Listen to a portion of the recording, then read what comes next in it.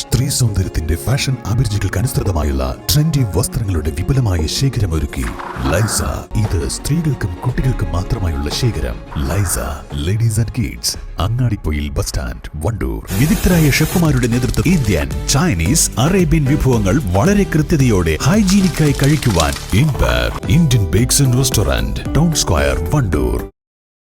പോരൂർ ചെറുകോട് ശ്രീ ആഞ്ജനേയാശ്രമത്തിന്റെ 3ാം വാർഷികാഘോഷങ്ങൾക്ക് സമാരംഭം കുറിച്ചുകൊണ്ടുള്ള ശ്രീരാമരഥയാത്രയ്ക്ക് തുടക്കമായി. ആഞ്ജനേയാശ്രമത്തിന്റെ ഗുരുസ്ഥാനമായ തിരുവനന്തപുരം ചെങ്കോട്ടുകോണം ശ്രീരാമദാസാശ്രമത്തിൽ ശ്രീരാമനവമി സുദിനത്തിൽ നടക്കുന്ന വിശിഷ്ടമായ ചപ്രത്തിലഭിഷേക കർമ്മത്തിൽ പങ്കെടുക്കുന്നതിനായാണ് എല്ലാ വർഷവും മുടങ്ങാതെ രഥം പുറപ്പെടുന്നത്. ശ്രീരാമനവമി മുതൽ ഹനുമാൻ ജയന്തി വരെയാണ് ആശ്രമത്തിൽ 3ാം വാർഷികാചരണം നടക്കുക.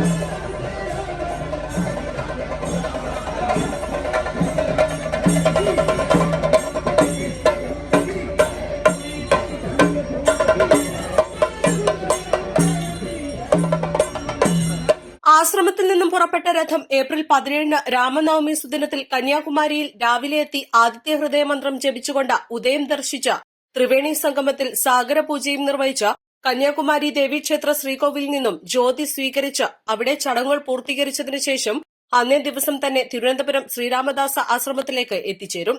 തിരുവനന്തപുരത്തെ ചടങ്ങുകൾക്ക് ശേഷം ഏപ്രിൽ 19 തിരികെ രഥം മലപ്പുറം ജില്ലയിൽ പ്രവേശിക്കും.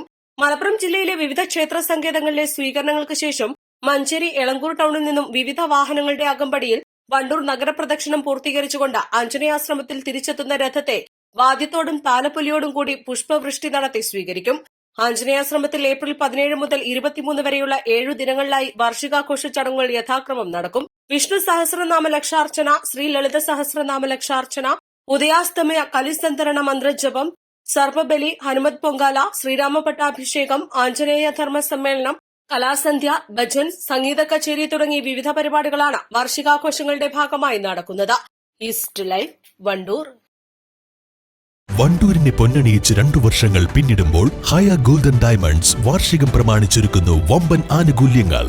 ഹയ golden diamonds, CH bypass, Wandoor.